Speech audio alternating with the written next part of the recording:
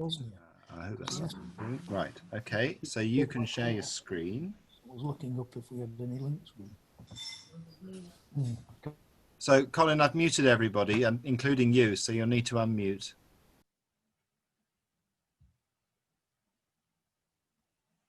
You'll need to unmute yourself.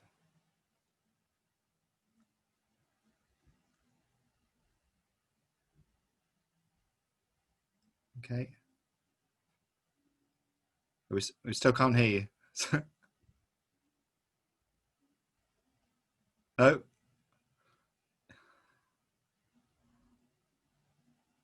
Is there an unmute button? Can you see the unmute button on the screen?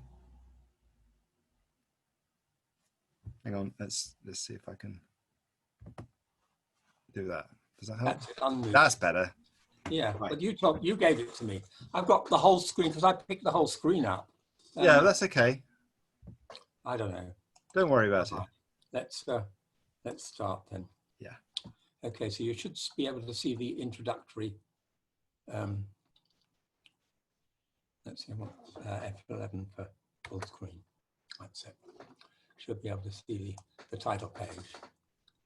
Okay, so I'm talking about this is gravitation, general relativity. Only it isn't quite general relativity. Everything in this, lots of things in this conference have been about quantum theory. I can't do quantum theory, but I do understand something about relativity and about gravitational. And what I'm concerned with is a specific general relativistic effect, the dragging of inertial frames or inertial drag, whereby motion of one body causes the concept of inertial, concept of rest frame for other bodies to be dragged around. And I'll give 3 applications, 2 academically, well, whatever. Dark matter and the dynamics of galaxies, quasars and intrinsic redshift. There's a scandal there, the ARP scandal, I'll tell you about that. And then a scientific model for astrology. It was Nicola's talk, I think, where somebody mentioned gravitation giving an explanation for astrology. And I think, well, I remember that I'd written a paper on it 30 years ago, so I dug it out. And yes, it does use inertial drag, and it does fit in nicely with these other things. Okay, so I'm going to give you a little problem, all of you. So this is a chart. If you're not familiar with astrological charts, what it is, it's a map of the ecliptic where the planets move. And it's represented as a circle, though, well, anyway, it's represented as a circle. And the planets are marked on it, and the houses and the astrological signs. Now, this is a chart which I did the day after it happened, and it blew my mind. And I think it might blow yours too. Anyway, let me just take you through the salient points.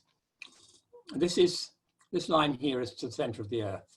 So that's the gravitational pull of the Earth acts down there. And you've got the sun, the moon, and Jupiter all there.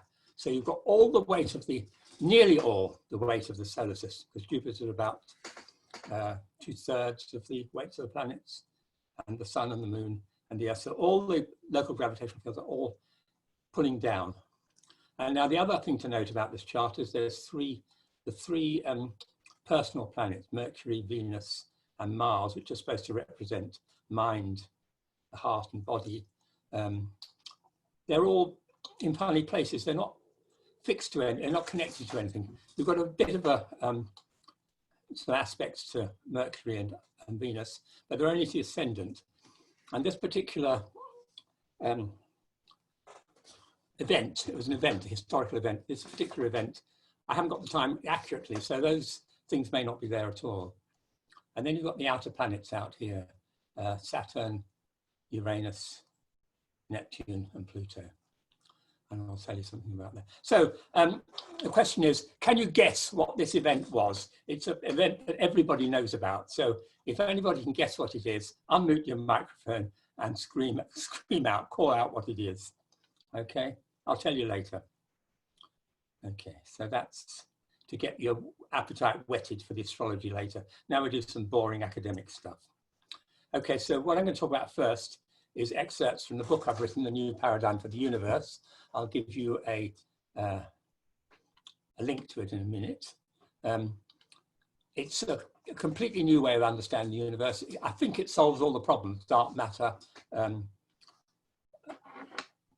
a model without the Big Bang, because the Big Bang is actually wrong. There's lots of evidence against it. Nobody ever tells you that because they're all wedded to it.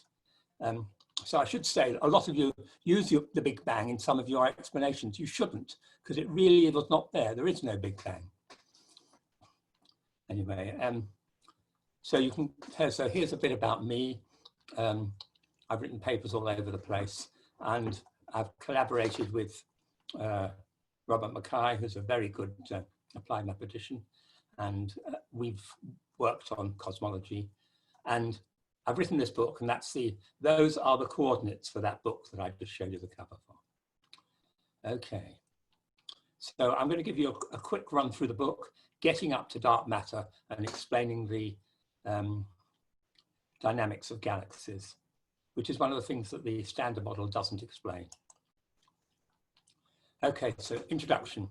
Cosmology is the study of the universe in the large.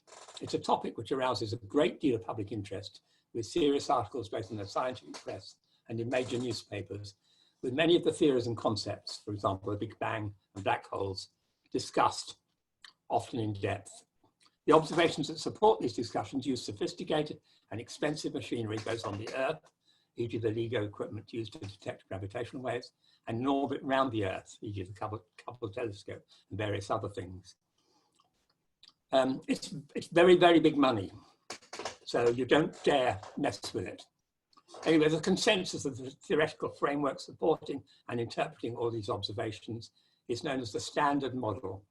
It starts with the Big Bang and expands from there to fill the entire visible universe. And the image that's presented is a complete, full theory that, with a few minor unsolved problems, explains all the observations that we have. This image is, like many images, completely false. There are huge problems with the Standard Model, some of which will be discussed shortly. It's the aim of the book to present an alternative model to the standard one, which avoids the most glaring of these problems. The model is complete in outline. There's several topics covered in full detail, including the dynamics of galaxies and the nature of quasars. And I really want you to go away and read the book, because I can only just touch the surface. Okay, so let me just describe some of the problems. There are two major philosophical problems with the Standard Model. Firstly, it's based directly on Einstein's theory of general relativity, which I call EGR sometimes, which does not satisfy Mach's principle in general. Although Einstein was very much taken with Mach's principle and thought he was embodying it, he didn't, and he knew he didn't. The principle centers around the philosophically compelling idea that the concept of acceleration or rotation must be connected to the main distant mass of matter in the universe. Rotation is the simplest to think about. An observer can tell that he's rotating without leaving his closed, windowless spaceship, because there are forces that he experiences, for example, Coriolis force, that he does not experience if he's not rotating. But what possible difference is there between him rotating and him being still, with the universe rotating around him? The conclusion is that the forces he experiences are due to some mysterious effect of the rotation of the universe around him. And these considerations are passed into general circulation as Mach's principle, which is usually summarized as stating that the local constant of inertial frame, that's the frame in which there's no acceleration or rotation, is correlated with the distribution of motion of all the matter in the universe.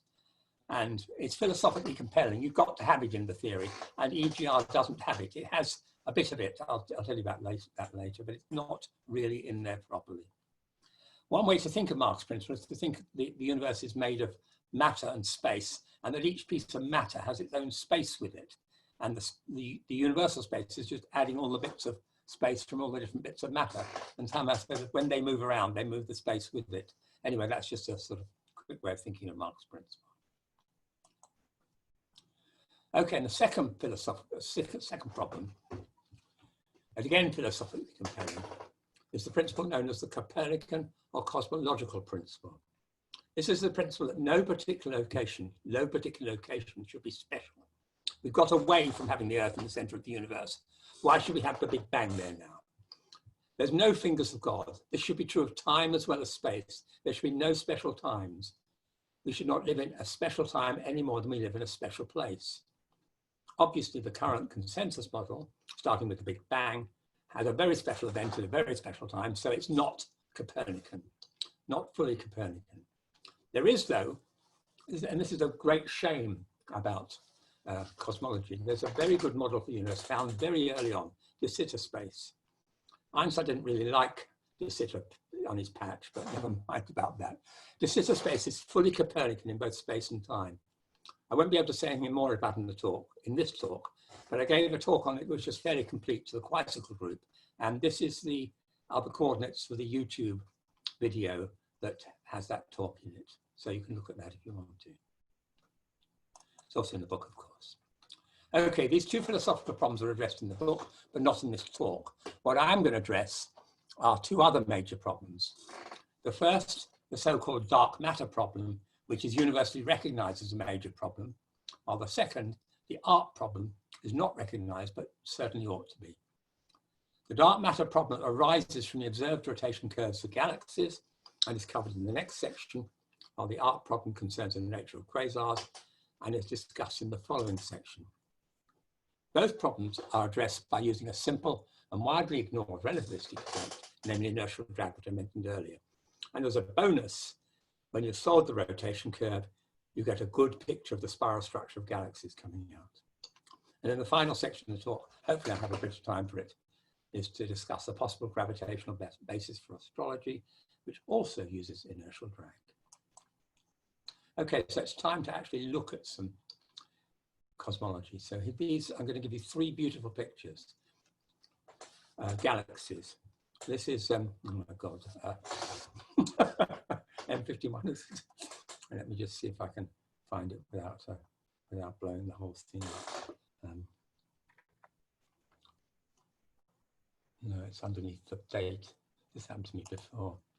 I think it's M51.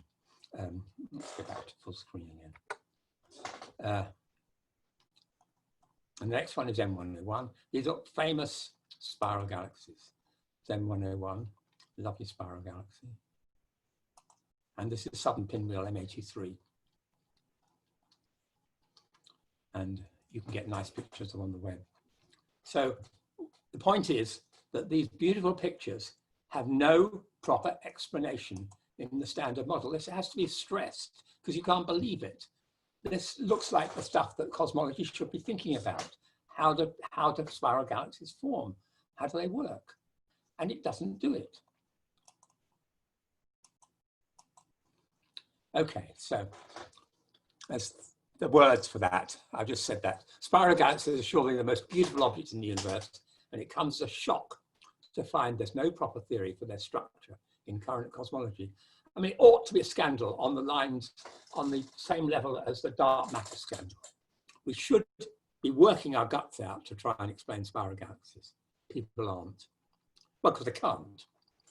The problem arises from the assumption that stars move on roughly circular orbits. In order for a spiral structure to be maintained stably over several revolutions with stars moving on a circular orbit, you have to have the tangent, you have to have plate-like rotation. You have the tangent velocity be roughly proportional to the distance from the center. And the rotation curves, the observed rotation curves, are not that. In order to solve this problem, conventional cosmology proposes that the spiral arms are not real, but virtual. It proposes they are in fact standing waves or density waves. And although this theory gives plausible spirals, if you look at the arms, it doesn't fit. So I mean, here's a nice blow up. This is an arm in M83, and you can see what the arm consists of. It consists of very bright star-producing regions and a lot of dust and a lot of stuff around it, but that's what you're seeing. You're seeing the bright star-producing regions, and they look as though they're coming out of here and going down there. And indeed they are, I'll show you that. Here, by contrast, is the density wave theory reproduced from Wikipedia. So these are supposed to be stellar orbits, and well, you know, they're just not, it's just not there. Let's go back a bit. There's no star orbits producing density waves.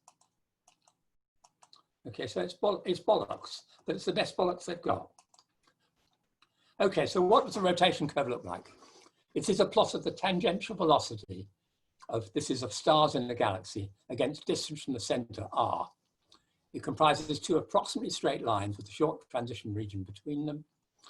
First passes through the origin, in other words, rotation in the center is plate-like. The second is horizontal. In other words, the tangential velocity is asymptotically constant. Furthermore, observations show that this horizontal straight line section extends far outside the limits of the main visible parts of the galaxies. And the actual velocity is constant within less than an order of magnitude over all galaxies observed. So this is a typical rotation curve. This is NGC 3198. So you've got this straight line section here, and then it turns into a straight line section here. And the visible galaxy is about 15 kiloparsecs. It's about here somewhere. It's going way outside the visible portion. And here's a whole collection of, I picked up from a paper, I think it's Sophia or something. Anyway, I should have given the reference, but I picked it up from some paper. It's lots of rotation curves for different galaxies. And you can see they all have this horizontal straight line, and they all go way outside the visible portion, about twice as far as you can see stars comfortably. And you can see that the asymptotic, this is all lots of different galaxies, not the same galaxy. And you can see that the asymptotic velocity is always around somewhere between 100 and 300 kilometers per second. Okay. So there's something going on that they don't know. So galactic rotations are so characteristic and simple to describe that there must be some strong structural reason for them. They're very far indeed from the curve you'd obtain with a standard Keplerian model, in other words, Newtonian dynamics. Model of rotation under any reasonable mass distribution. In a Keplerian model, if the mass within radius r of the center is m of r, then equating centrifugal force with gravitational attraction gives v squared over r equals gmr over r squared, because it's the inverse square law. But v is the tangential velocity. So if v is asymptotically constant, so this is constant, then m of r has to knock off one of these r's gets knocked off, and the m of r has to knock off the other one. So that m of r is asymptotically equal to a constant times r. So the mass tends to infinity with this radius, which we've seen goes way outside the visible galaxy. So something wrong. Okay, nevertheless, in spite of the huge mass needed, a Keplerian model is exactly what is assumed in current cosmological theory. So, I mean, this is just sort of typical of standard cosmologists. I don't look at the pictures and say, oh, it can't be that. They've got the theory and they just plow on with it. Okay, so in order to square the circle, you have to assume there's lots and lots of matter that's there for that to be that mass. It's not observed, so it's called dark. It needs to be distributed in precisely the right way to make the Keplerian model fit the rotation curve. And there's lots of reasons why that's implausible. First, the quantity is huge, tends to infinity with the radius of fit, which appears to be unbounded. Secondly, it's unreasonable to suppose that exactly the right distribution of dark matter happened by condensation for every galaxy. And thirdly, the final arrangement with most of the matter on the outside is dynamically unstable. In a rotating system, there has to be a strong central mass to hold it together. Failing this, the system tends to condense into smaller systems. Finally, as everybody knows, despite the best efforts expended in the search, nor hair nor hide of dark matter has been found to date. Well, simply because it isn't there. Okay, so I'm going to explain how the rotation curve works, not using dark matter. So I'm going to use Mach's principle and inertial drag, as I mentioned earlier. So I'm going to assume Sharma was a very keen proponent of Mach's principle when he was young. He renounced it later because it wasn't kosher. And he got a whole theory going, this is in his thesis. And so I call it the Sharma principle. And the idea is that the mass rotates inertial frames around with it. So if you've got a mass rotating, then it contributes a rotation km omega over r to the inertial frame at P, where r is the distance from P, omega is the angular velocity, and k is some constant, but you'll find out sometime. And the basic assumption is that the center of every galaxy contains a heavy rotating mass, presumably a black hole, though we don't know what black holes are, and just don't take anything you've read about them as gospel. They're not points. Nothing goes down to nothing. I'm sorry, nothing solid can go down to nothing. It has to be there somewhere. Okay. So it has heavy rotating mass, presumably a black hole, and it's the inertial drag effect from this mass that cause equatorial orbits to exhibit the characteristic rotation curve. And one thing I wanted to say was that this Sharma principle is true in one of the standard approximations to general relativity, known as gravitomagnetism, I think it is. And it's actually true there. And so it's sort of close to, general relativity is close to it, but it's not quite right. Okay, so you don't have to have any heavy to do this, you can do with anything. Okay, so let's suppose you've got central mass m at the origin, which is in the origin 3 spaces, rotating in the right-hand sense about the z-axis, in other words, counterclockwise when viewed from above, with angular velocity omega naught. Assume you've got a flat background space-time away from m, with sufficient fixed masses at large distance, so I'm assuming Mach's principle, or a bit of it, to establish a non-rotating inertial frame near the origin, if the effect of m is ignored.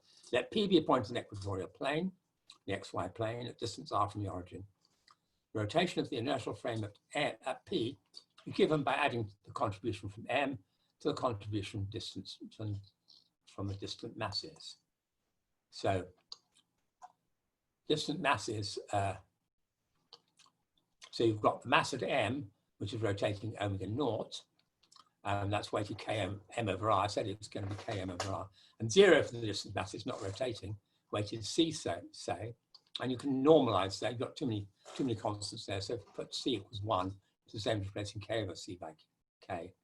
Leaves just one constant k determined by experimental theory.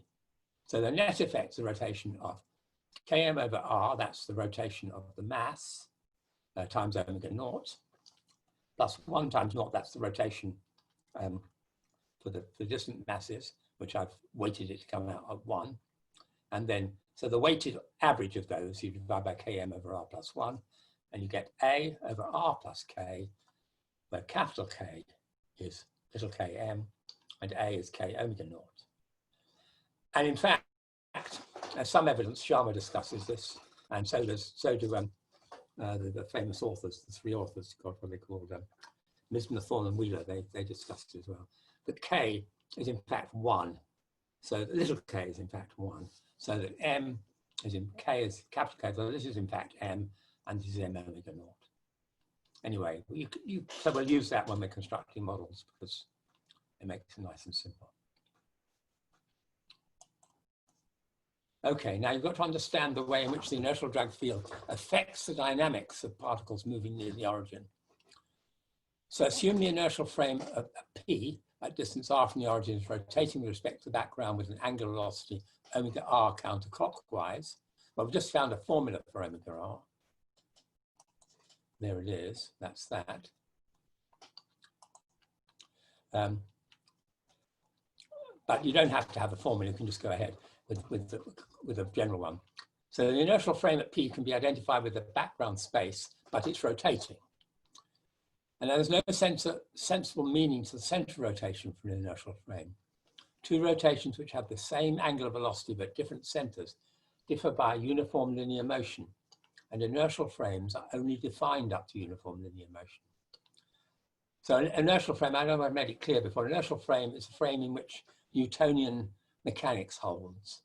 So there's no Coriolis forces, there's no centrifugal force, and it's not accelerating, there's no gravitational forces.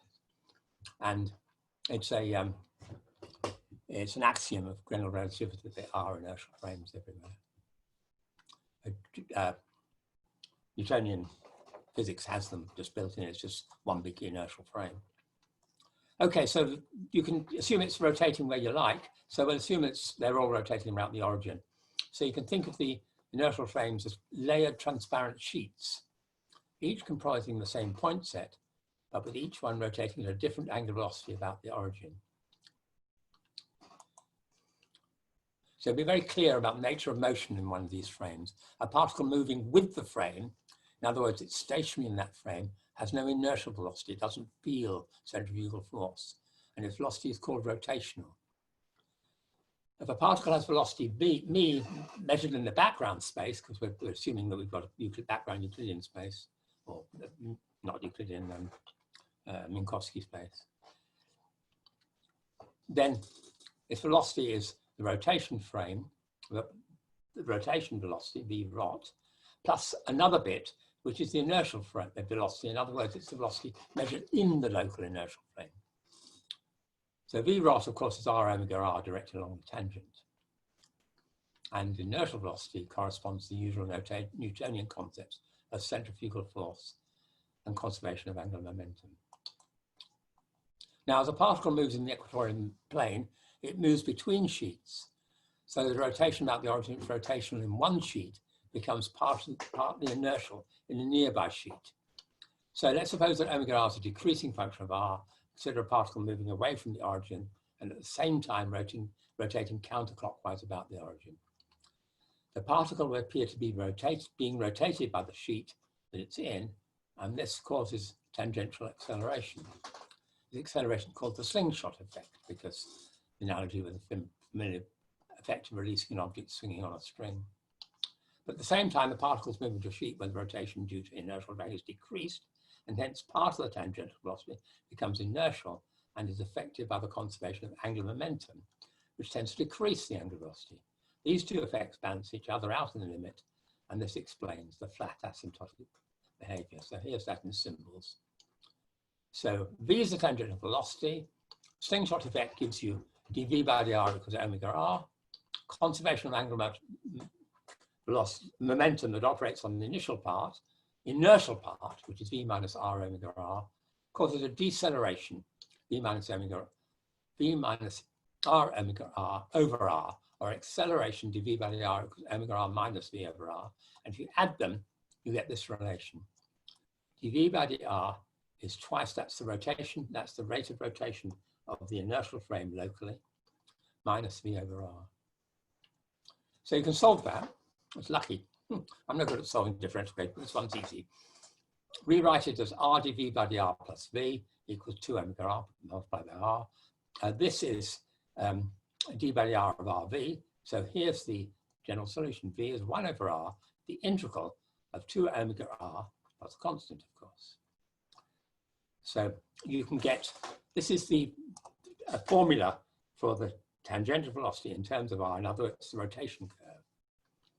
And you can get any prescribed rotation curve by making a suitable choice of these omegas, these inertial drag fields. So the interesting thing is this, which are the ones which are like the observed rotation curves? In other words, it's asymptotically constant.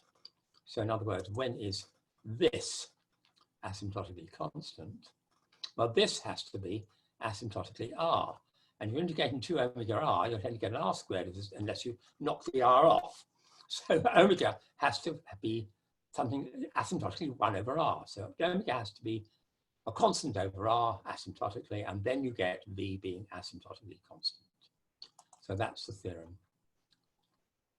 Equatorial geodesics have tangential velocity asymptotically equal or constant q, if and only if omega is asymptotically equal to a over r, where q is 2a, there's 2 in there if you look back.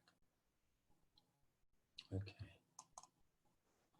Now let's specialize to the, we found a formula for omega, it's a over r plus k, and then you can actually write down a formula for the rotation curve in this model. So I'm just assuming Sharma's principle, nothing else, and I've got a rotation curve that fits the facts. So let's have a few models here, pictures now. Okay, here are a lot of rotation curves. I tried to make this look a bit like those ones from that paper by, I think I said Sophie and others. So anyway, you can look in the book to find it. Well, I don't know whether you think they look like that or not, but the thing is they're much smoother because they haven't got all the rubbish around. Okay, so now we've got the rotation curve nailed. Now let's go for spiral structure, which I don't even consider as a serious problem. I will solve that later. Okay, so let's find equations for the orbits in general, not just for the tangential velocity, and then we'll get the spiral arm structure. So the basic idea is that the central mass of accrete, a belt of matter which develops instability and explodes, feeding the roots of the stars. I don't know if you know any galaxy theory, but this is like active galaxies. Active galaxies have jets in the middle, and I'm supposing that spiral galaxies have jets in the middle. And so I will go back in a minute, or I'll show you one, and you can look to see if you can see whether the jets are there or not. So stars are formed by condensation in the arms, and they move outwards as they develop. So a typical star is on a long outward orbit, and the rotation curve absorbed by stars in a spiral arm is formed of many such similar objects. But the tangential velocity for all the orbits is the same, so you get that horizontal asymptote. So let's get a formula now. I'm actually going to give you a formula now. So let's try and get some R dot. Sorry. Yes, we've got, so far we've got tangential, so we want radial. So we want something to do with R dot. So what's the radial acceleration? Well, you've got centrifugal force going out and a central force coming in. And just for simplicity, let's assume we've got a Newtonian approximation that's pretty good for a Schwarz field quite a long way out. So R double dot is V squared inert over R minus the central force. The inert is omega, V minus omega R. FR is the effective central force. And so if you now put that into the formula we found for V, which we found assuming omega was this, there's the formula for V. And so you've got R double dot is V squared inert. That's V minus, I'll go back, got from now. V minus omega R. So it's V minus omega R squared minus m over R squared, that's your central force. And that's, this is putting in the formula that we had for V, and we get this, there it is. Now, if you multiply by R dot and integrate with respect to T, it's actually integrable. I didn't do it. I got Mathematica to do it by sleight of hand. I don't know how I did it. Anyway, half R dot squared, and now you've got a formula for R dot in terms of R. And we got a formula for theta dot, which is V over R, in terms of R as well. So you've got, in polar coordinates, you've got everything in terms of R. So you can plot them. And if you plot them, this is what you get. It's a Mathematica plot. And the numbers are right. These are light years. Everything's working. When I do calculations, I do them all in light years. Gravitational constant 1, c equals 1, and distance in light years. And the 15 kiloparsecs is about somewhere out here. So now they'll have a look at that, compare it with a real galaxy, and I think it's pretty convincing that the dynamics is mainly not perfect, but it's good. So that's the dynamics that describes the spiral arms. They're not, stars aren't rotating on circular orbits. You've got these jets coming out from the center here. Oops. Jets coming out from the center here, condensing and forming these stars. And that's how galaxies work. And you won't find that anywhere in standard literature, but it's quite straightforward. Okay, so I don't know whether you want to stop and have a question and answer session there before I go on to topic 2, which is quasars. So let me just, oh God, I don't seem to have, what have I don't seem to have the controls. Found this before. Where are the controls? Does anybody want to stop, or are you happy for Colin to carry on? I've got a question. Okay. Go on, John. Yes. Colin, you've got this small km omega over r, and you Yes. mentioned that there's evidence that it's about 1. Yes. But I'm just interested in units. You've got G as 1, C as 1, and R as light years. What's Yes. M measured in those units to make K 1? What's M? Yeah, is it kilograms? No. No. It's light years. You make everything into a distance by using the Schwarzschild radius. Ah, okay. So you're measuring M in terms of Yes, of everything's in terms of Schwarzschild radius. Now, why the hell can't I? That's interesting. I Yeah. cannot. I've got, having shared the desktop, I don't seem to be able to, if I stop the share for a second, then I can find the, here we are, there you all are, right. Okay. So yes, it's all in, yeah, I rushed through it rather quickly, I'm afraid. Oh, no, lovely. But, Good, thank you. you got the book if you want to. About the horizontal asymptote of galaxy. I guess I had a note on there are 2 types, like you'd shown a graph that looks like this and then that, kind of like that.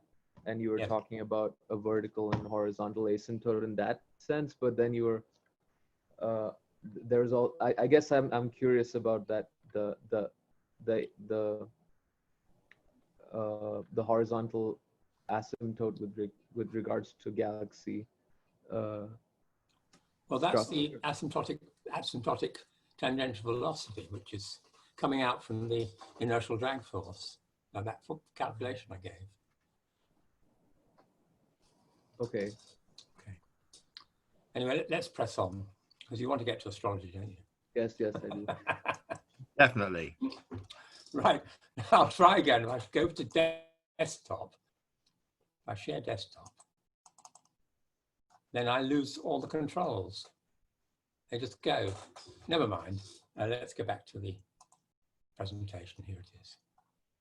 Okay. So going on to quasars now. I think this is a scandal, and it ought to be, it ought to be discussed widely. So quasars, what are they? Well, here's the Google dictionary definition. Massive and extremely remote celestial objects emitting exceptionally large amounts of energy, which typically has a star-like image in a telescope. Blah, blah, blah. Okay, so massive, really massive. And this is how they were first observed in the 60s. Oh, see, we haven't got the, that's it. Through a telescope, they appear to be stars, but they exhibit strange features not shared by ordinary stars. They have spectra that appear to be hugely redshifted, and they vary irregularly with timescales that range from hours to months. Early in the study of quasars, there was a heated controversy about these huge redshifts. Are they cosmological due to the expansion of the universe, or are they gravitational due to the near presence of a massive object, e.g. a black hole? Cosmological explanation implies that quasars with large redshift, and there are some very, very high redshifts, 10, 20, they're big, are extremely distant objects, so right at the edge of the universe, with a truly phenomenal power output. Very hard to explain, but they do it. And by contrast, the gravitational explanation allows the possibility they're modest-sized objects, not too distant with easily modeled power outputs. As you can see from the Google definition, cosmological expression is the current explanation, is the currently accepted one. And this is despite some incontrovertible evidence in the form of observations of Houghton, I can't get that visible, and others, that quasars are often closely associated with galaxies with significantly higher redshift than that for the associated galaxy. So here's a striking example, and you've got some words down here to look at it. If I go to the next thing, I've actually got the, go on, do what you're told. There we are. I've actually got the actual graphics so you can see it. You've got a galaxy here, NGC 7603, and another companion galaxy, NGC 7603b, I think it is. Yes. And they're connected by a filament of gas, and superimposed on that filament of gas are two small objects, objects 2 and 3, presumably they're quasars. And here's a blow up of it. You can see they're really nicely in the middle of that bit of gas. Now, the key point is that these two quasars have redshift around 0.2, 0.3, 0.4, whereas everything else is around 0.03. So 0.3, that's about a third of the diameter of the universe. So if these are cosmological redshifts, then those objects are miles behind and just happen to appear there. They look as though they're in the middle of this connector filament of gas, but they're not. They're well miles behind. And this just defies common sense. So this, in one picture, proves that the current, the winners in the controversy were wrong. The redshift of these guys is not cosmological. It's due to a nearby solid, something heavy. Okay. So that's words about it. You can read those later. So I say it's common sense that, oops. Yeah. Oh, that's stupid. The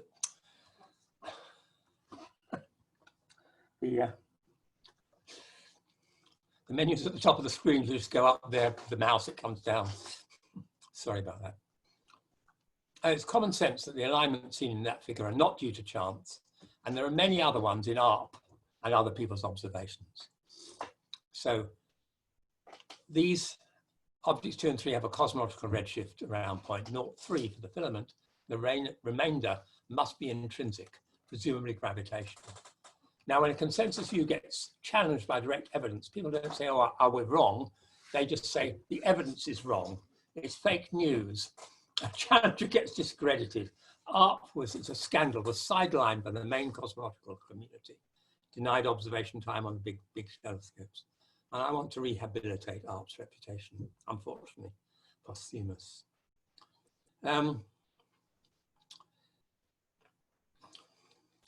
Okay, so what I'm going to do is I explain how the same inertial drag phenomenon used in the last section of model rotation curves, in fact spiral structure as well, can be used to restore a sensible explanation for the observation and establish a simple model for quasars with modest power output that explains all the observations.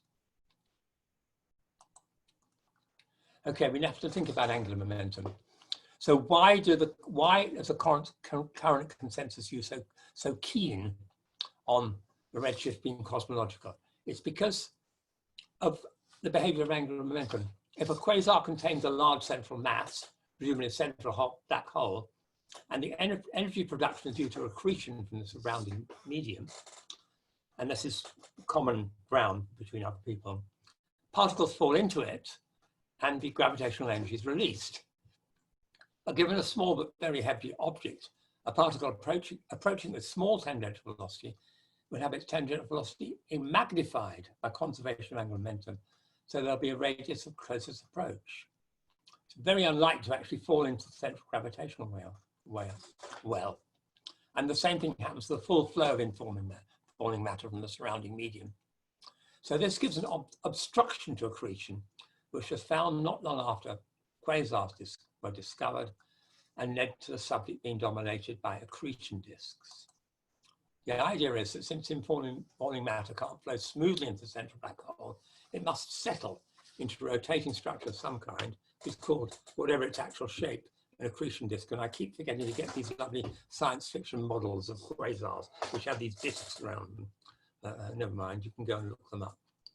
Look up quasar and you get pictures of accretion disks. And the interaction between infalling matter and this structure allows the energy to produce. So a consequence is that the redshift, which is frequently observed in quasar radiation, is generally believed to be cosmological and not gravitational.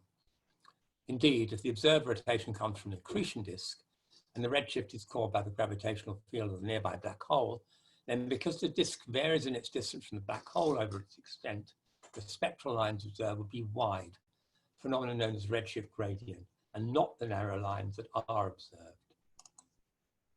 So this in turn implies that the universe has varied in its constitution over the observable past. A quasar with large cosmological redshift must be massive, with huge energy output. But there aren't any of those around here, like these are supposed near the Big Bang.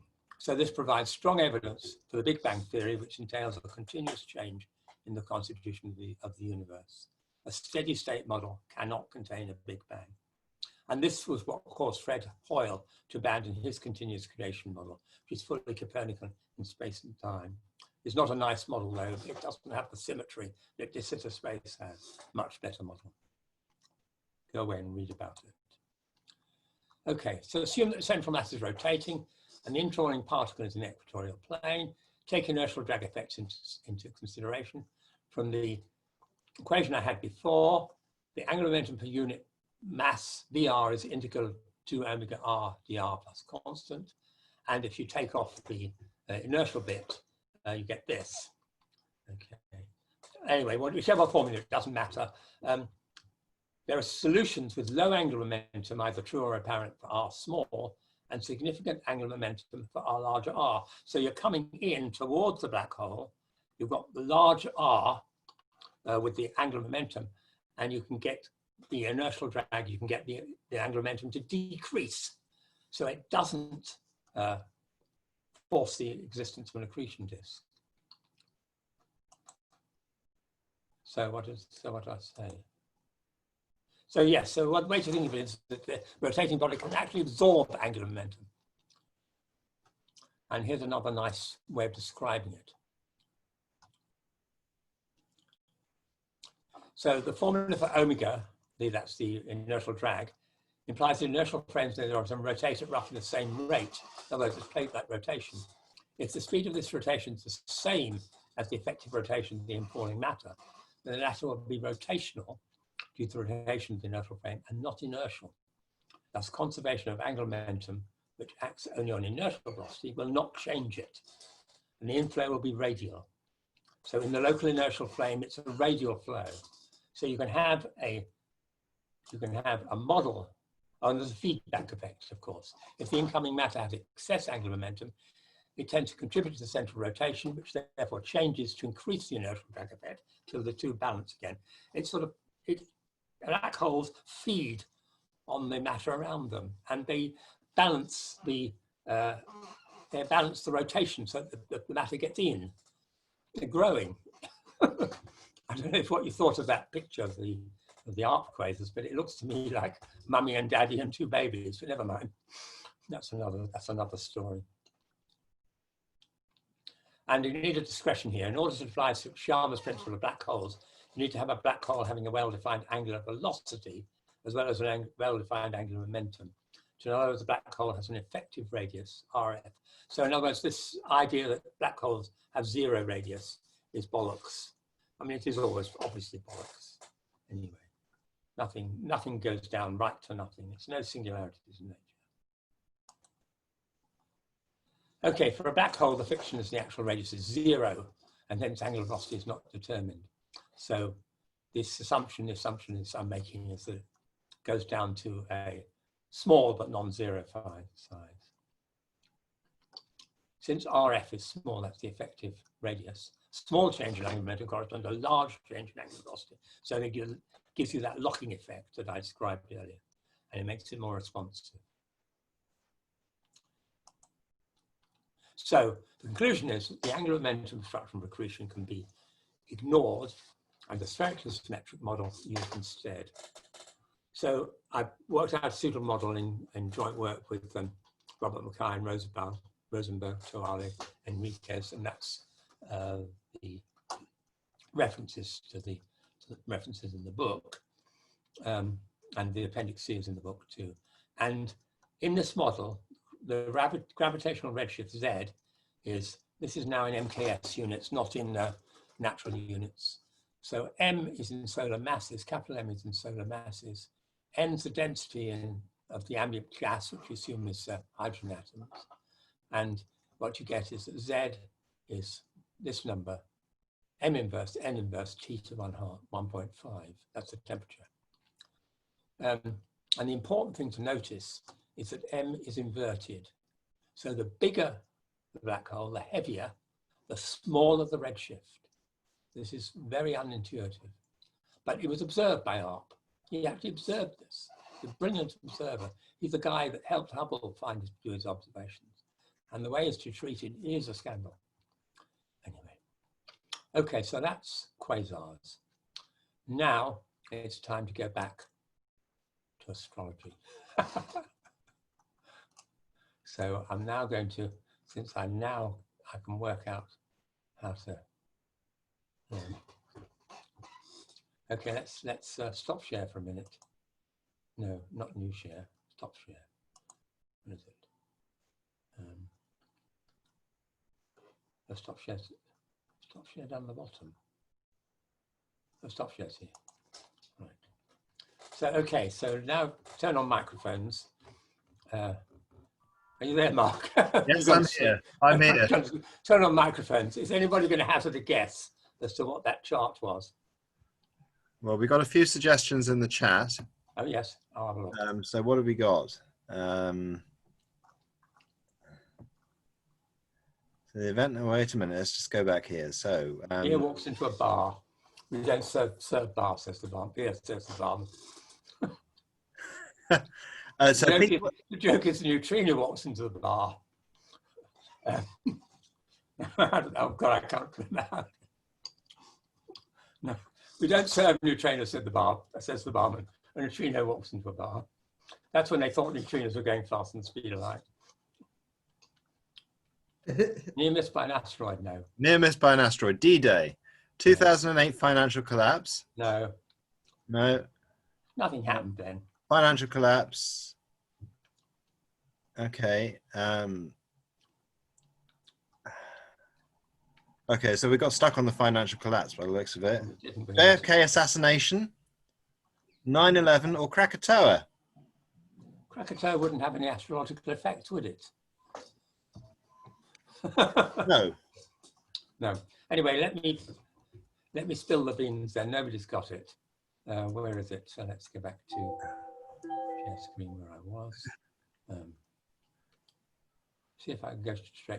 Peter, you going to have a guess? Me? Quite sure what No, you're talking no, about, Peter but, Marston, sorry. I'd like to ask Colin, Yes. how he's actually able to see all these things if he doesn't invoke the quantum theory. See what? Well, the only way that the sun shines is because is not just because protons turn into Yeah, I agree. Quantum helium nuclei. It's because matter behaves as waves. Yeah. Which is Yeah, no, I agree with all that. I agree quantum theory is correct, but I'm not basing my yeah, but what if explanations. but so you don't think well, where did all this matter come from in the first place? We've got to explain that, and Well, we can explain that using quantum theory, and why couldn't all the galaxies just simply be secondary sources of a universe as a quantum whole? You're not explaining anything though, Peter. That we've got geometry out there which is not being explained. Hmm? There's geometry, the spiral geometry of the galaxies is not being explained. You're not explaining anything. You're just saying, you're just Not drawing a canvas and saying it's blobs of paint. Sorry, I'm being a bit rude, but you're not actually explaining. Well, I think all these things should be can be put together into. I'm explaining observations which are not explained at the moment, rotation curve and spiral galaxies. I've got good explanations for them in terms of gravitation. Actually, I haven't gone down to the quantum level. Somebody else can get gravitation down to quantum level. I haven't a clue, I'm afraid. Not a clue. Anyway, let's go back to astrology. I want to know what the answer is. Okay, here it is. Can you, let's bring that bit over there. Can you see there? It's Beijing, China. Uh-huh. 4th of June, 1989, 1:15 a.m. I got this time from the newspaper the next day. Right. It's my guess at when the order was given to move into Tiananmen Square and destroy and get clear Tiananmen Square at whatever cost. There's a definite point at which the leadership decided there wasn't any chance of anything other working. So now, do you think it's a death order? they know their astrology, don't they? Do they use it?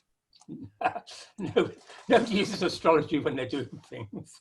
No. It's a time there. No, I mean, just look at the chart. It just fits so well.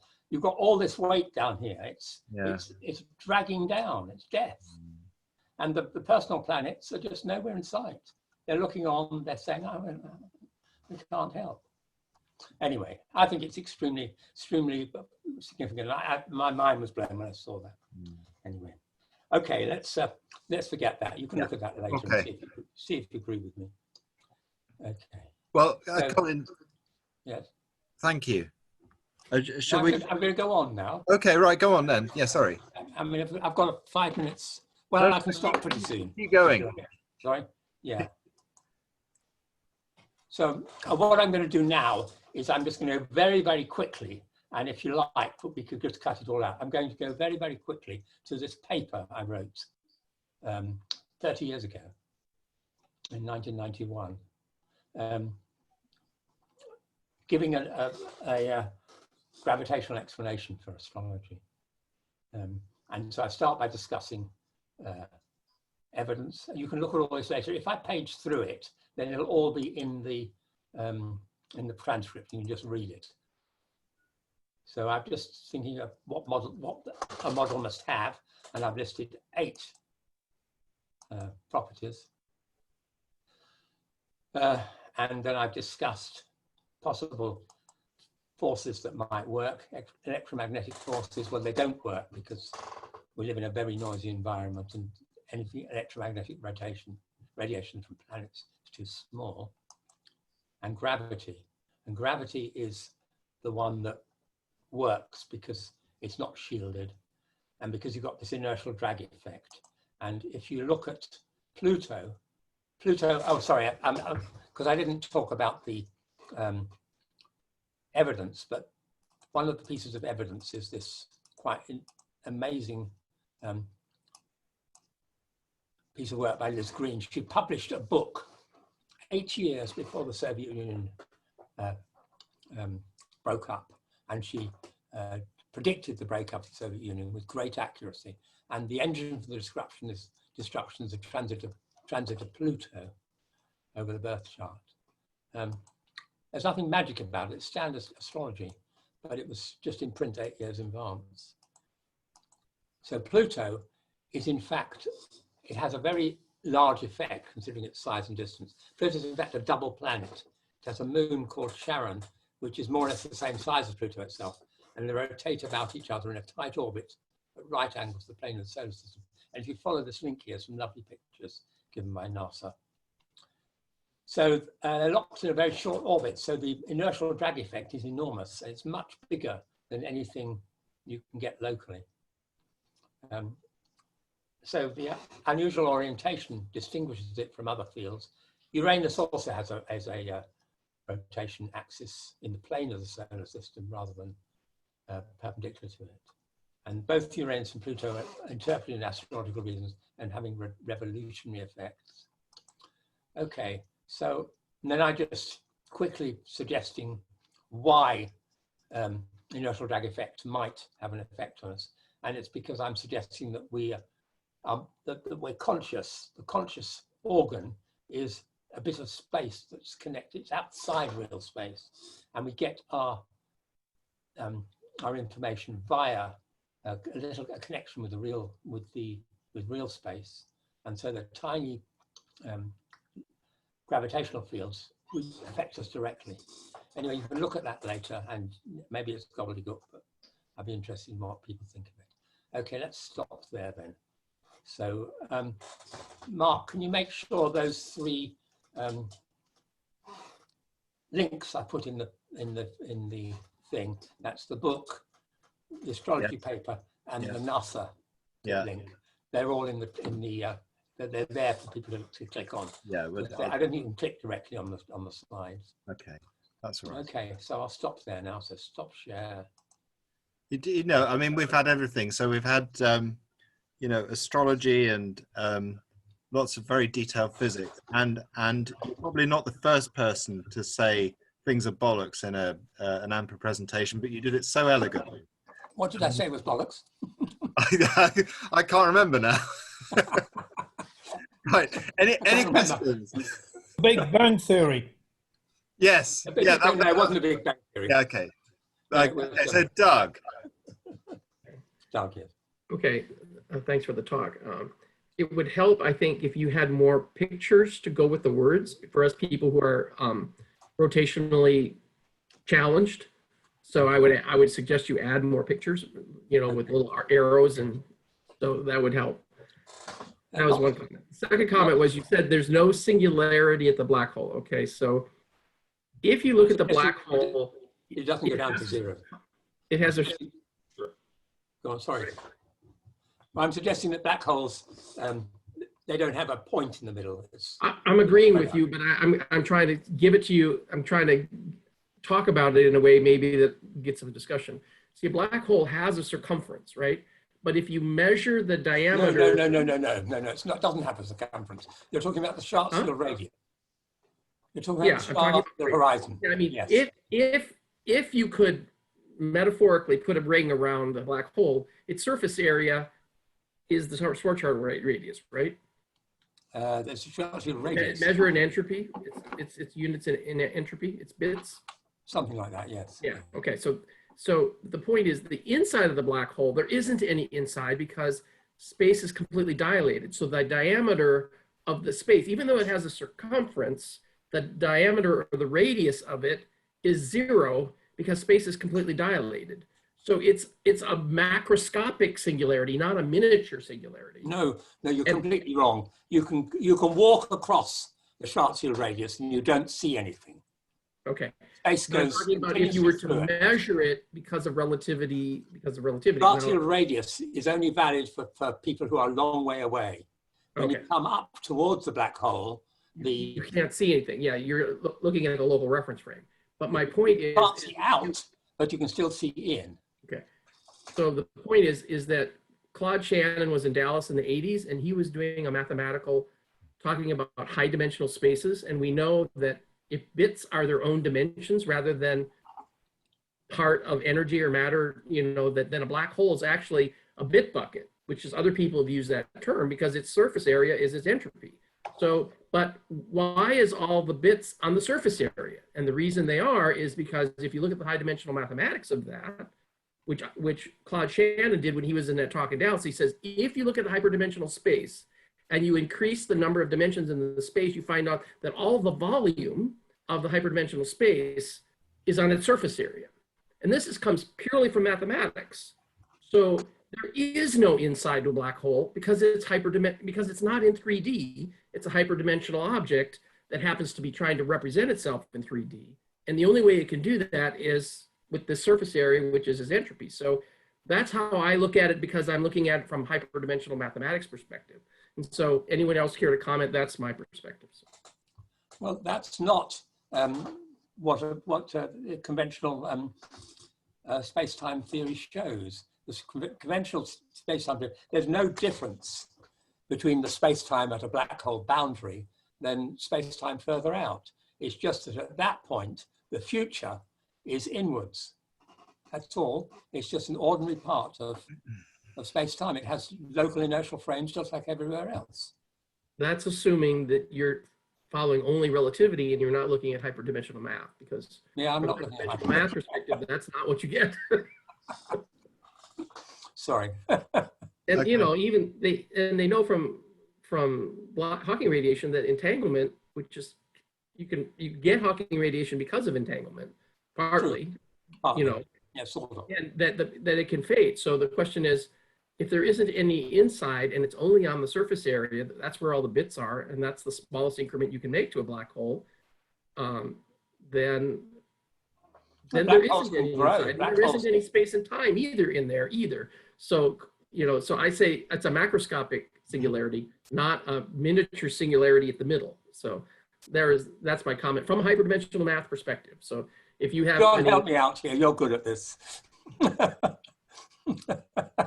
Anyhow, when you walk up to the boundary, you can walk across it. You don't feel anything. Yeah, look, the boundary from a relativity perspective, but not from a bit dimension perspective, you're essentially going to be warped into a set of bits on the surface area. There's a whole discussion about this, Doug, as you'll be aware, and really where the boundary of a black hole is really depends on which framework you're looking at it in. Yeah. If you're looking at it purely in general relativistic terms, there isn't any such thing as a black hole if you just stick within general relativity. You need to have a hybrid system, which is both classical, which is both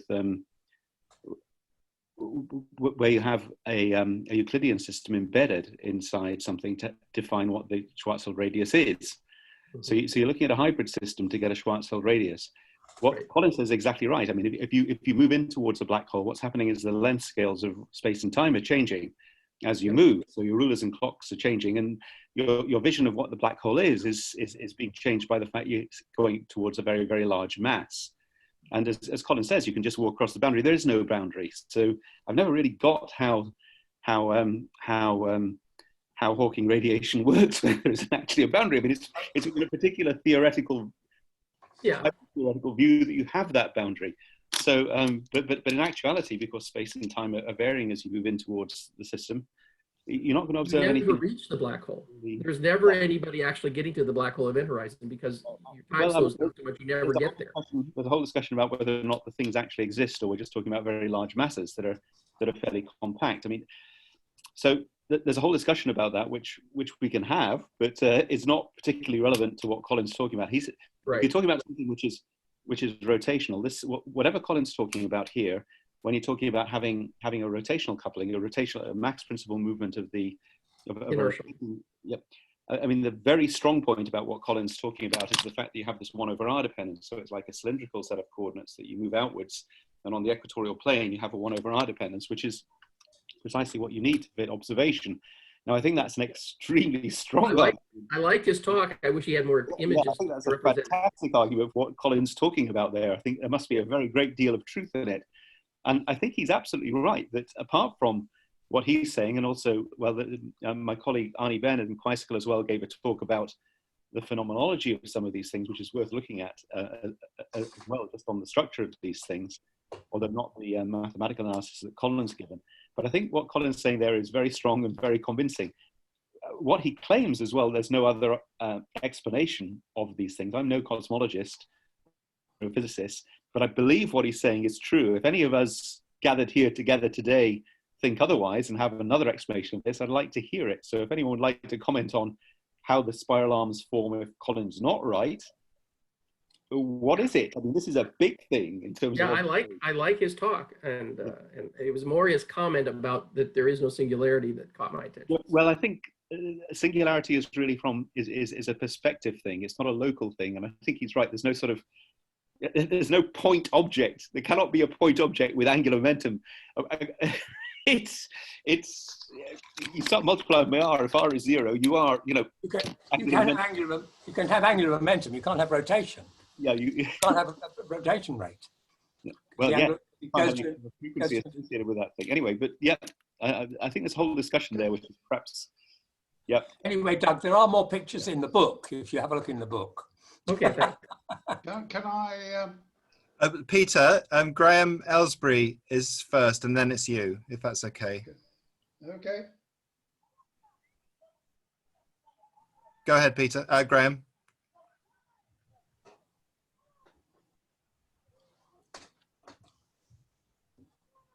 Graham?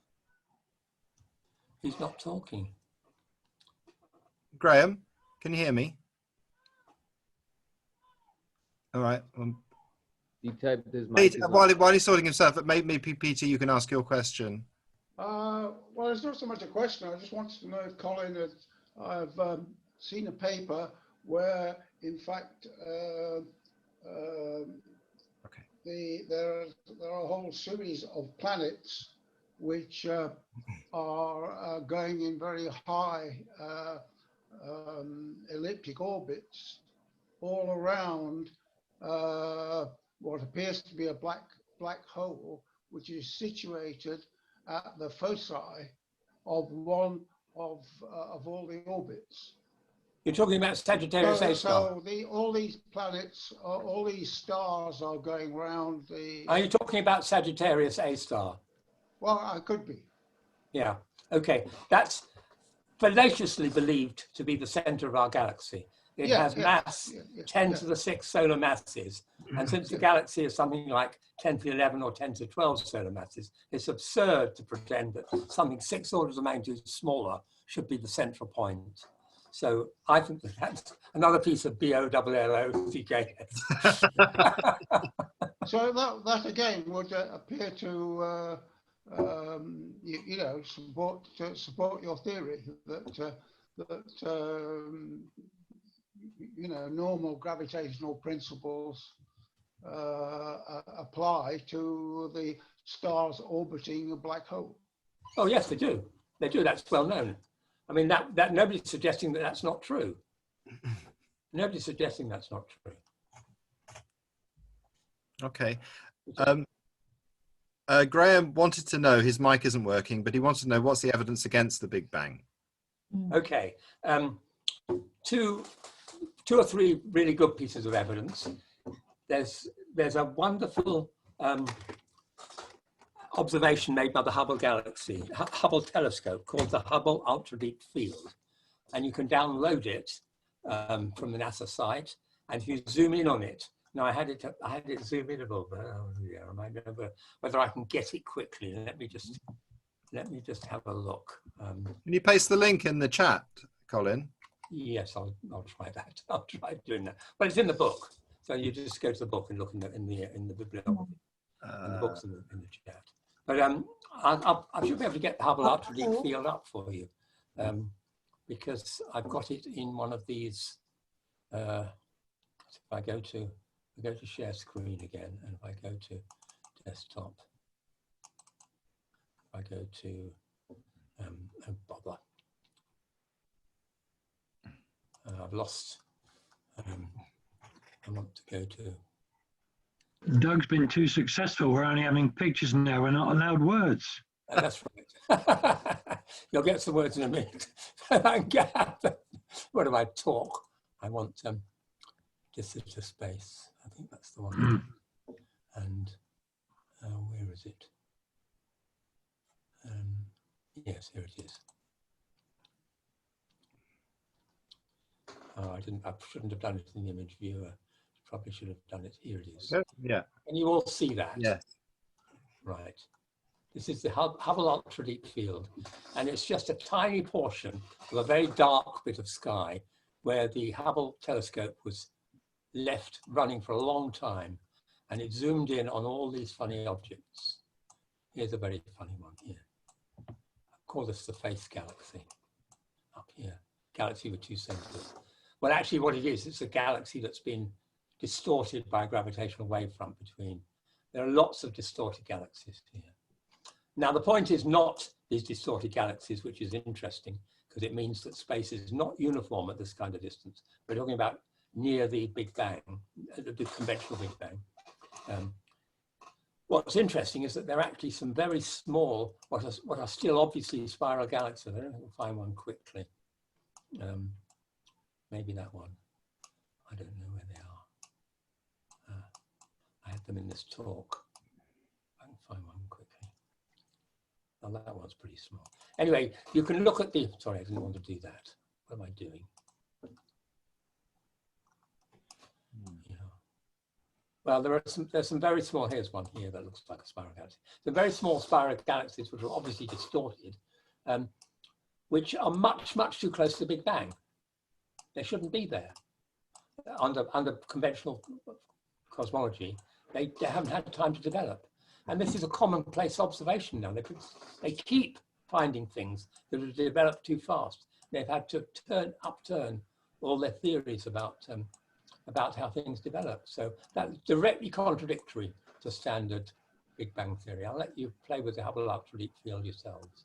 It's a fascinating place. And then the second one is, I don't know if you have a look at Binney and Merrifield Galactic Astronomy. Is it Binney and Merrifield? I don't know whether you can see this. An old book, Galactic Astronomy, yeah. Binney and Merrifield. I think that's the right one. They've got a chapter on what they call them, globular clusters. And the theory of globular clusters, they fiddle with it now, but the theory of globular clusters has globular clusters which are older than the universe. And there's quite an amusing chapter in here in this book about it. So, I mean, it's fudged, it's been fudged, of course. They've found some fudge theory to fit it. But there are things in the universe which are older than the Big Bang. I mean, there's something wrong when the age of the Earth is a quarter of the age of the universe. The Earth is a tiny speck. You've got more solar systems in the universe than there are grains of sand on all the beaches on Earth. They're just phenomenal amounts of stuff out there. And to pretend that it's all as old as that is just absurd, really. There's another thing, which is that the hypothesis that the redshift is due to motion is just a Doppler shift. If you look at detailed observations in terms of objects that are near enough, that you can look at the redshift of a system as a whole compared to the redshift of objects within that system, there are inconsistencies in looking at the redshift. So, I didn't know that. Can you send me a link to that? Certainly. ARP is one of those. ARP looked at some of these things as well. Oh, yes. No, I told you about the ARP ones. Yes, you did. And I was following ARP for a long time, and he was wonderful. But that doesn't directly contradict the Big Bang. No, but it casts doubt on the central hypothesis, which is that one observes is simply due to motion. Yes, it could be due to other things. There are plenty of other things that it could be due to. But I think one of the major ones is the fact they're older objects. The other one is the simple ridiculousness of the idea of there being something which simply started with an enormous explosion, which is... Yeah, that's ridiculous, but even more ridiculous is inflation. Yes, it's more ridiculous. The point is that if you go back down a trumpet to the Big Bang, you don't get down to zero. So you have to put in a sudden movement at the end there, and that's inflation. So it suddenly goes and then it goes off. Yeah, but I think the fact the universe is pretty much flat is pretty unlikely. I prefer Peter's explanation as well, which I think he gave. Was that in one of the Quisical ones or one of these talks? Yeah, Quisical. Yeah, have a look at that. I mean, that's much nicer. Yeah, that's so that's worth. I think it's full of holes and not just black holes either. So I think its time has run. It's a simple model from the 1930s, which has got into the textbooks and got into Wikipedia and got into everybody's underground. And it's just time that everybody just realized that it's a little bit ridiculous and it doesn't really fit. Religion. Yeah. It's a religion, yeah. It doesn't well, fit. It fits, but the Pope likes it. That's the... Well, there you go. Now you know you're in trouble. Peter. Yeah, I've got two things. One's an observation. Mach's principle seems to me to be a bit like renormalization. The mass is determined by all the other masses in the universe, just as the electric charge is determined by all the electric charges and so forth in renormalization. It's a sort of gravitational renormalization, if you like. That's an observation. Yeah, I've also got a question. Does your equations lead to a Tully-Fisher relationship? That empirical relationship that is seen. What's the Tully-Fisher relationship? Well, there's various versions. One is that the mass of the galaxy is proportional to a v to the power 3.5 to 4, somewhere between 3.5 and 4. How are you determining the mass of the galaxy? I don't know. I mean, I'm just quoting what you see. If you look that up, you might look at, there's a Wikipedia article on it, but I've heard it mentioned quite often, Tully Fisher. I think it's not the same dynamics. I think my dynamics is quite different. And most of the mass in a galaxy is right at the center, in the central black hole. I think they're assuming that. They're not assuming, they're talking about the conventional mass of the galaxy, not the idea that there's a lot of dark matter out there. Uh-huh. I think that's what they mean. The conventional mass of the galaxy and the velocity of the where it becomes constant. It'd be worth looking up to see if your equation. I will. What is it? Tully what? Fisher. Tully, Tully Fisher. Right. It's a quite well-known empirical relation that people often quote, and it'd be interesting to see if you have if you can. But there's more than one version. That's the baryonic version, but there's other versions. It could well be that it is, because we're looking at the relationship between rotation and luminosity of these things in the Tully-Fisher relation, right? So the rate at which stuff condenses so the rate of star formation is going to depend on how concentrated things are in terms of how much they catch up with one another. So there could well be a relation. It would be worth looking at. And I think it would also give more power to the theory if empirical relationships like that could be explained. Yeah, I'll have a look at.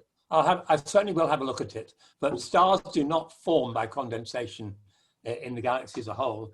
They're in the spiral arms. These jets coming out from the center are coming out pure gas, and they're condensing, and that's where stars are forming. You can see all these star forming regions in the spiral arms. I showed you some, and that's what they are. As Arnie was pointing out, these things tend to sort of, if you look out on a spiral, you'll find that there's a hefty region of star formation, then a light bit, then a hefty region that forms sort of almost a uniform pattern. A lot of these very expect that, wouldn't you? Because condensation is not catching up, and that's right. And if there's some sort of flow going on, some sort of some other material there which it's catching up with, then so one kind of matter is catching up with another kind of matter, then you get concentrations and you get waves in that, which are gravitational, which are galactic waves. That could be something that you see in the flow of electrons in solid state, for example. They tend to they affect one another and they then catch up with one another. So interesting thing to look at. Okay. Graham has another question. You can probably read it in the chat. What percentage of interacting galaxies which have a connecting gas filament have objects like objects 2 and 3 in them? There are hundreds. They're all correlated. It's if you look at the quasi-stellar objects, a very large proportion of them are connected with, look to be connected with galaxy. And if you do the statistical analysis, which Halton Arp did, there is really no chance that they're not connected with those galaxies. In other words, he was right all along, and people should look at the observations and not at their pet theory of what they've been doing. I think this scandal, it's an absolute disgrace in science that the evidence was not looked at properly, and Arp did a good job of presenting just evidence. I think you're saying it's bollocks. Andrew. I would use a stronger word. Permit me to make an observation. Colin, I like your comment that you should look at what the thing looks like rather than your theory. You should put the picture first rather than the theory. And you may, are you aware there's a movement in philosophy of science and art history, art historians and philosophers of science together, saying that images are essential to understand science? I'm thinking of the work of Peter Weibel and others, and what's he called? Gallison and Lorraine Daston, who say that images come first in science. There's a lot of work on this. I just mentioned that. Is that the same Weibel as the Weibel function? I doubt it. He's called Peter Weibel. He's at the Max Planck Institute in Berlin. But there's, you know, art historians are interested in this stuff, let me say. I'll stop there. Right. Okay. Can Interesting. I ask a question to everybody? Yes.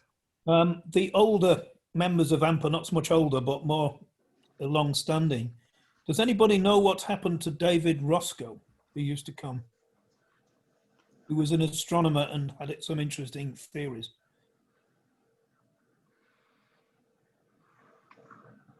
All I remember is he was at Sheffield University, right? Yeah, if you look up Sheffield University, you find him under retired members. But he stopped coming to us for some reason, and he used to be a secretary or something like that at one time, but he used to always present something interesting astronomically about distributions of galaxies. No, he didn't use such strong words as been used this afternoon or this evening, but he was also, let's say, against the standard model. Yeah, I mean, he'd be a useful ally. Right. There's a lot of us there, you know. There's very few people who actually believe in the standard model. That's right. Sociologically speaking, why does it stay? What Because power so much system or works. money would go away?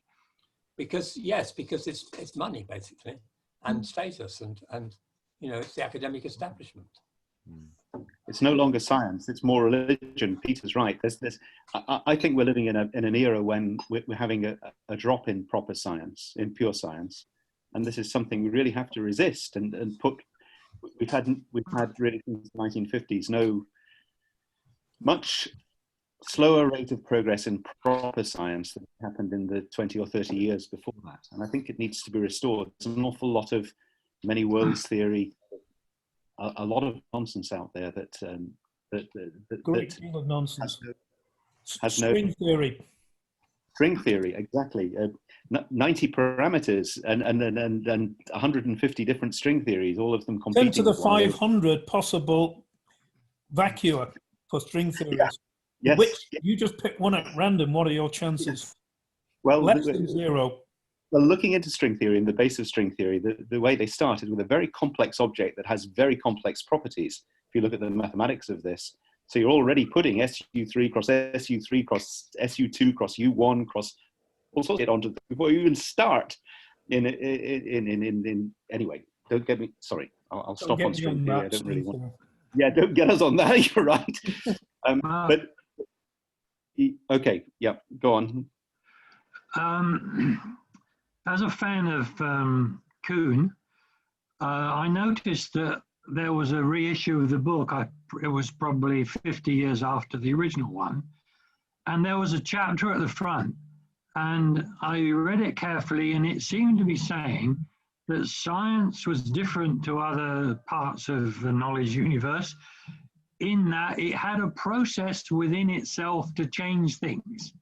That process doesn't seem to be working in the case. When big money is involved. Yes. What you're talking about is it's bad decisions being made in institutions, whether they're funding agencies or universities or whatever. These are bad decisions. And I'd like to know what the physics of that is. What's the physics of bad decisions?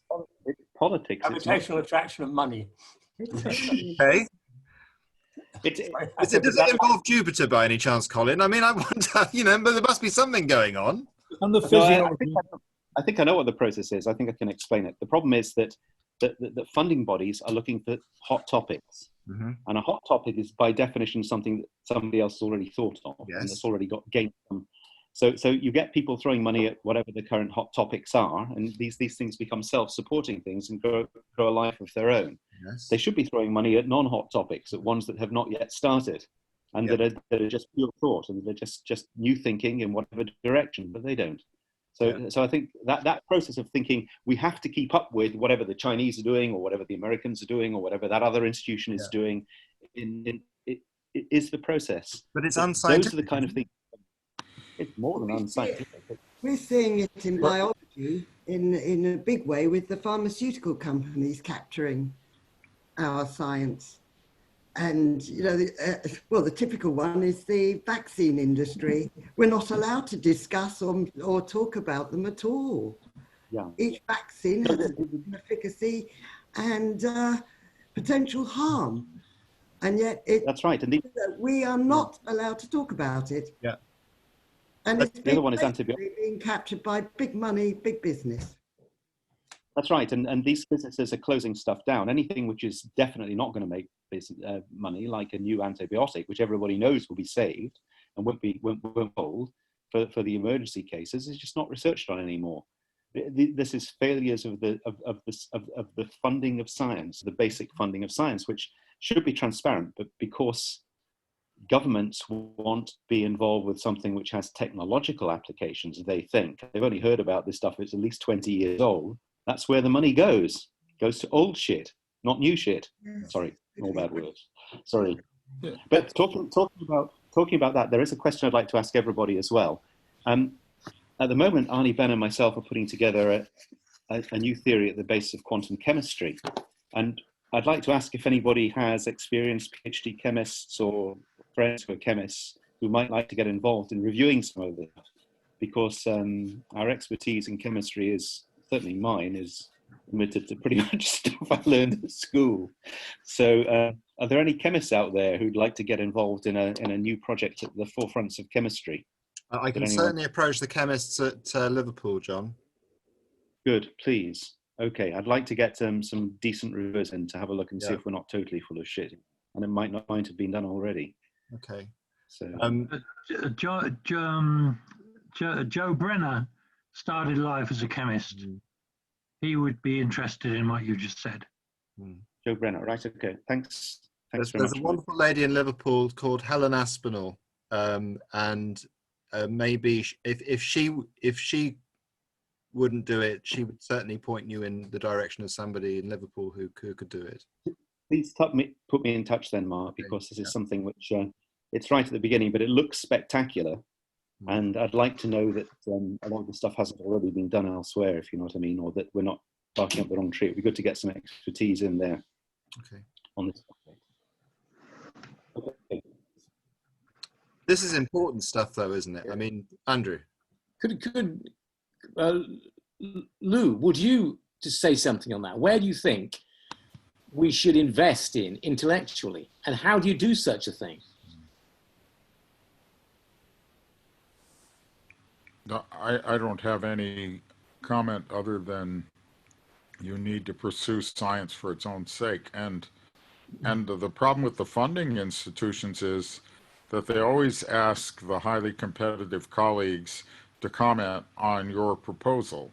Sure. But if your proposal doesn't speak in a language they already understand, then they reject it. And to speak in a language they already understand means that it isn't new. That's exactly right. I think the only way to get around this stuff is to get some control over intellectual property and to actually do proof of science by engineering, by proposing new devices, new systems, new technologies, which you actually form and do.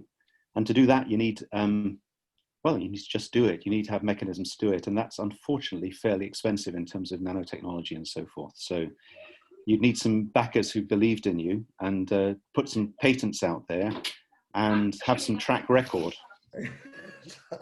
And I mentioned Cynthia Whitney, John. Cynthia Whitney. Who's this? Cynthia Whitney. I don't remember you talking about her, Peter, no. No, can I mention her as a possible person? Yes. Where is Cynthia Whitney? Cynthia Whitney. Where is she? I don't know. She's in the States somewhere, but I know very well. Okay, brilliant. Yes, please. Yes, okay. Now I want some free-thinking chemists here in terms of the current problems in chemistry and in nuclear and in chemical binding and so forth. Looking at some detailed paramagnetism, diamagnetism, superconductivity, that sort of thing. We'll be giving a talk on quasicle quite soon. It's quite far developed. Mostly Arnie's work, I have to say. So, but helped by me and Viv and the new theoretical basis we're putting together. But I'd like to get some proper, some broad expertise in chemistry on this as well, make some progress.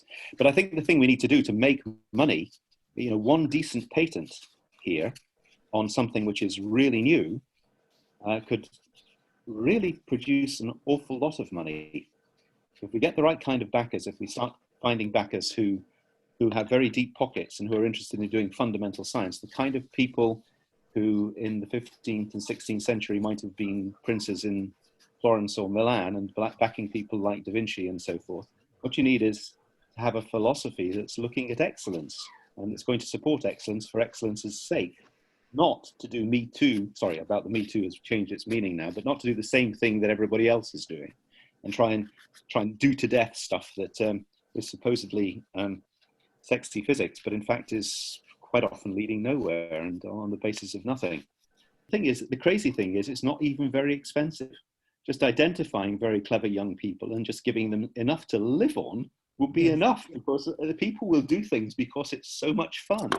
Yeah. And you could give them very little more than dole money and just the ability and a library and put them together and let them go, and it would generate huge amounts of money for society that was willing to do that kind of thing.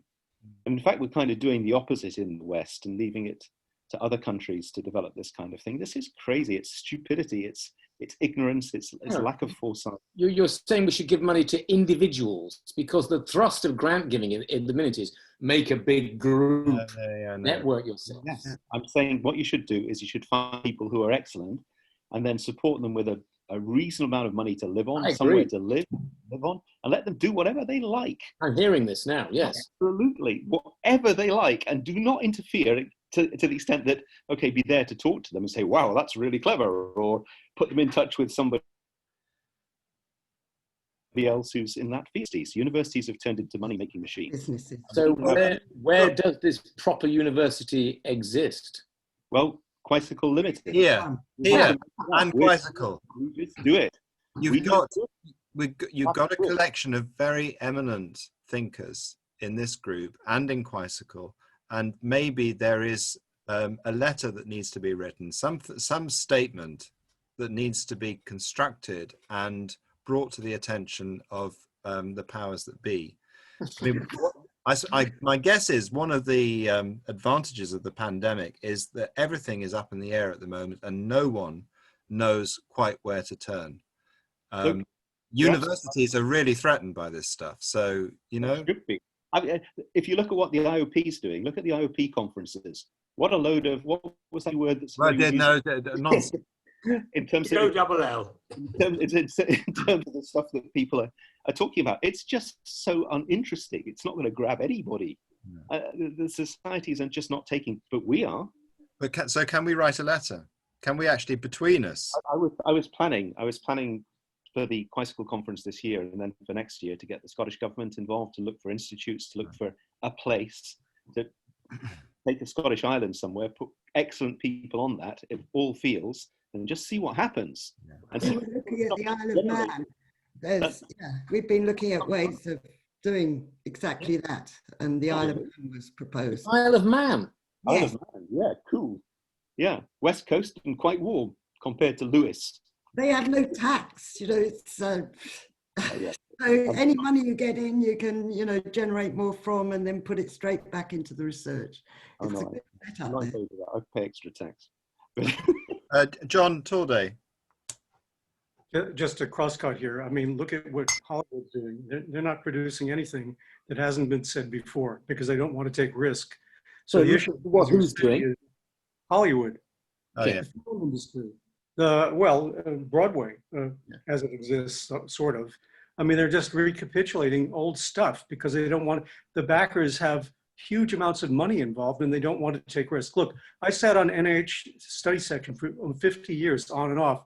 We always discussed technology, cutting edge, never talked about concepts. And that's why we're in the crapper, because we haven't been dealing with paradigms. We've just been dealing with generating more data. And then the informaticists say, well, if you haven't solved the problem, we need more data, as if biology were a closed system. It's not. So the whole system is bollocks. Thank you, John. You're absolutely right, but I think there's a very big danger here. If we as a Western society, as the United States and Northern Europe and advanced humanist type societies do not keep on producing the level of technology, we will be overtaken. We'll be leapfrogged by other countries that might be less benign to people.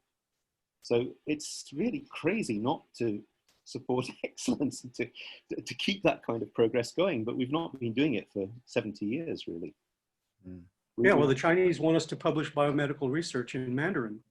That's their mission, okay? And they don't understand hypothesis testing, in my opinion. I've had them work in my laboratories. I've reviewed their papers. They're only intent on generating more technological information. That's a huge problem. I fully agree. And speaking for myself, trying to interject the idea of cell biology into evolutionary biology, I can't tell you how nasty the editors of traditional evolutionary journals are to me. I've never had that experience in my entire career. They just told me I'm an idiot and to go away because they don't want to hear it. The same thing happened to me. I went from being at the top of my field in nanotechnology to getting papers solicited to being persona non grata in an expanding sphere of places I can't publish. So yeah, the same thing's happened to me. So look, it doesn't matter anymore. We are doing this here and now in Anpa. We're putting stuff up on the web. We're recording talks. They're free to air to everybody. Quicicle's doing the same. The whole traditional publishing thing is simply over. So it's much better to do what we're doing, to do a proper talk at proper level, and then with proper question answer with people who are free thinkers. This is the future. We are the future. This is the future. I agree. Rachel. So I'm not in academia or anything. I only have a bachelor's degree and have a regular job. But I wanted to ask if any have heard Eric Weinstein. He's like a semi-well-known podcaster. He goes on Joe Rogan a lot. But he's got really similar like cultural critiques of both science and academia. And he also has this physics theory that seems very like Anpa aligned, that he's a little bitter about how it was not accepted. But he has like a big platform and a far reach. And he also works at a VC and is interested in funding science. Can you put his name in the chat? Yeah. Okay. This is the director of this is the investor. Yeah, that guy. Yeah. They write a lot for what Mathematica and stuff like that. A lot of their explanations on the Mathematica site. Is it Mathematica or is it the other one? He's invented the term the intellectual dark web. Okay. Yeah. But I think he's written a lot of the articles on Mathematica on the web, or some such thing as that, some such site as that. Is the intellectual dark web the modern version of the Invisible College? It does feel the same, doesn't it? How very interesting. There are a lot of similar groups out there. We can link up between ourselves with the groups that we're involved in. Yeah. But that needs to be a web as well, where we're referring to, where we're supporting one another's work and referring to. I mean, Quicicle and Anpa haven't got a full overlap because we're more on the maths and physics side. Anpa has become more general, maths and physics too, but also biology and also cybernetics and so forth. So, but there's no reason why we shouldn't link up with similar groups, and there are a lot of people who are questioning this in different ways. But I think that the main thing is to just do the best you can yourself, to try and be excellent yourself within the group, and people will naturally join in with that. It does seem to me that we're organising ourselves, and that's always a very good sign. Any Marxist will tell you that. John Torday. Just, this contraption we're all working off of, it's deadly, because just the conflation of information and knowledge being one and the same is killing creativity. And we have to recognize that, and we have to amplify that, because otherwise, the world is flat and so is the enterprise of, advancement, in my opinion. Yeah, misinformation technology is stronger than information technology. and there has to be, but you see, if we can get people you can trust saying, this is the thing to look at, and have you checked that out? And that is with people with some authority who, if we're doing a discussion, people can see who know what they're talking about. within different fields. And we don't all know what we're talking about in other people's fields, of course, but that becomes clear when people look at it. But if we can start putting the quality out there, then it will get noticed in time. Question is how much time? We'll have to, time will tell. Right, it's 5 to 7. Colin, Yes. it's hard to believe what you've started now, but there we go. Have you got anything to add? No, I'm looking at the Tully-Fisher relation, but I haven't got it yet. Okay, but thank you ever so much. There was a beautifully elegant presentation, which, yeah, I thought it was. So tomorrow, Anton has left an abstract because I know he's had to go, which I'll send around this evening, so you can see that. And I'm sorry because I'm running a bit behind in getting the videos online, but I'll get those done as soon as I can. But thank you very much. Gosh, we're nearly, well, it's Thursday tomorrow, so we're nearly there. Now on Friday, I know that there's been a bit of argument about if we're going to have the AGM. It does seem to have settled on us having the AGM on Friday at 8 o'clock UK time. It will, I think, these are formalities, and management meetings are not my favorite thing. So you know, I'd rather be talking about this stuff. But so we're going to have it immediately after the talk, yeah? There'll be an hour Oh, gap. There's an hour gap. So there's your talk. You'll probably finish around this time. So around it's now set 5 to 7. Oh, I see. Okay. And then you have a break. So that's your afternoon, Lou. Sorry. Yeah. Yeah. I'm astonished, really, that particularly our friends in America have given up their mornings and lunchtimes every day for the last 4 or 5 weeks. I mean, that's wonderful and highly commendable. But yeah. Okay, so I'll see you tomorrow. Okay. Right. Bye-bye. Bye.